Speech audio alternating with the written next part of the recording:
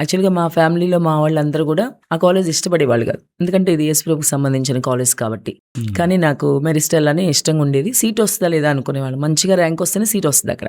Okay. కానీ నాకు అక్కడ రావడానికి మరి దేవుని ప్రణాళికలో ఉన్నాం కాబట్టి అక్కడ సీట్ వచ్చింది. ఓకే. సో, నేను 3 ఇయర్స్ డిగ్రీ బ్యాచిలర్స్ డిగ్రీ అక్కడ చేశాననమాట. హుహు. సో, ఆ 3 ఇయర్స్‌లో బాగా యేసుప్రభు అంటే ఎందుకంటే మా కాలేజ్‌లో ఎలా ఉండేదంటే ఇక్కడ ప్రతి ప్రతి సెక్షన్‌లో గూడా ఒక డయాస్ ఉంటది. డయాస్ పైన యేసుప్రభు ఫోటో పెడతారు వాళ్ళు. ఆర్‌సీఎం బ్యాక్‌గ్రౌండ్ గదా! ఓకే అండి. ఓకే. పక్కనే ఒక ఆర్‌సీఎం చర్చ్ ఉంటది.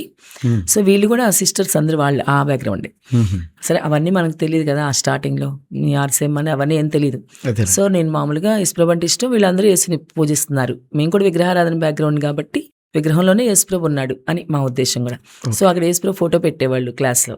నేను యాక్చువల్‌గా ఫస్ట్ బెంచ్‌లో కూర్చునేదాన్ని. ఫస్ట్ బెంచ్ స్టూడెంట్ నేను. హ్మ్. చదివేదాన్ని. హుహు. అయితే ఈ క్లాస్ చెప్తున్నంత సేపు ఎప్పుడు యేసుప్రభు ఫోటో ఇంకే చూసేదాన్ని ఎక్కువగా. 3 ఇయర్స్ కూడా అలాగే. హుహు. అసలు 3 ఇయర్స్ అలాగే గడిచిపోయింది. ఓకే. ఫోటోనే ఇంకా ఈళ్ళేం చెప్తున్నారో మనకి లెసన్స్ మీద పెద్ద కాన్సంట్రేషన్ ఉండేది కాదు. ఎక్కువగా హ్మ్. ఇక నేను మార్నింగ్ 10 నుంచి ఈవినింగ్ 4 వరకు ఉండేది కాలేజ్ మాకు. ఇంక ఓకే. టైమింగ్స్ అంతా కూడా ఎక్కువగా ఆయనతో స్పెండ్ చేసినట్టనమాట. ఫోటో చూస్తే మాకు. అదొక చిన్న ఫోటో కూడా నా దగ్గర ఉండేది. పక్కనే జీవన్‌ధర బుక్ షాప్ ఉంటే చిన్న ఫోటో కొనుక్కున్నా నేను. అంటే ఏం మాట్లాడినా ఇక ఆయనతోనే ఫోటోతో.